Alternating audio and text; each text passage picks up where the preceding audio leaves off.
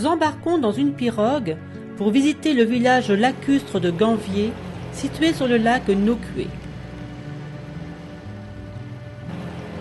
L'origine de cette cité lacustre remonte au XVIIIe siècle, à l'époque où des razzias esclavagistes ont poussé les populations de la région à venir se réfugier dans les marécages du lac afin d'échapper à un triste sort. Devant cette boutique a lieu tous les jours le marché flottant matinal à partir de 4 heures du matin. Les pirogues débordent de diverses denrées afin d'approvisionner le village. Les barques plus importantes transportent des marchandises.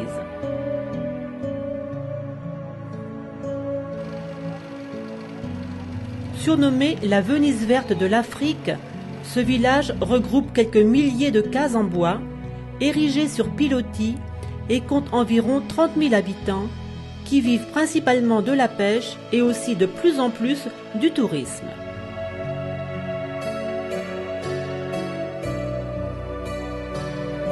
Le Grand Canal est devenu la rue des amoureux.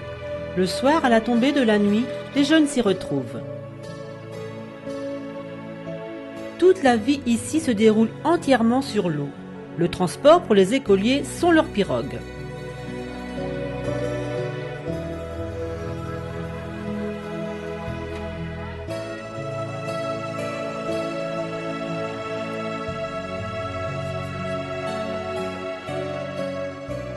L'alimentation en eau potable est seulement assurée par 2 bornes fontaines. Les habitants s'y rendent en pirogue pour remplir leurs bidons d'eau.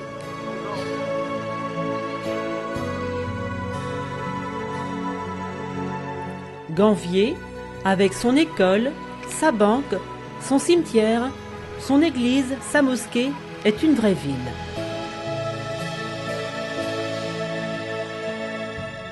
À cette époque de l'année, les canaux sont envahis par des jacinthes d'eau.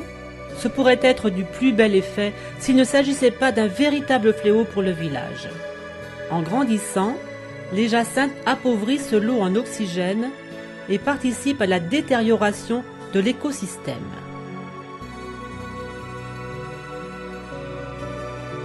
Les habitants les plus aisés remblaient et construisent en dur sur des petites îles, comme ici cette habitation. Ici, pas d'alimentation électrique. Ceux qui en ont les moyens disposent de petits groupes électrogènes ou des panneaux photovoltaïques.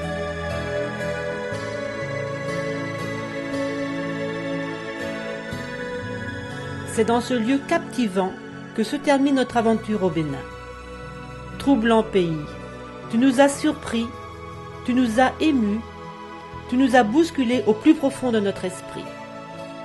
Dédié à la rencontre des hommes, dans un monde si différent du nôtre, nous garderons de ce voyage un souvenir indélébile.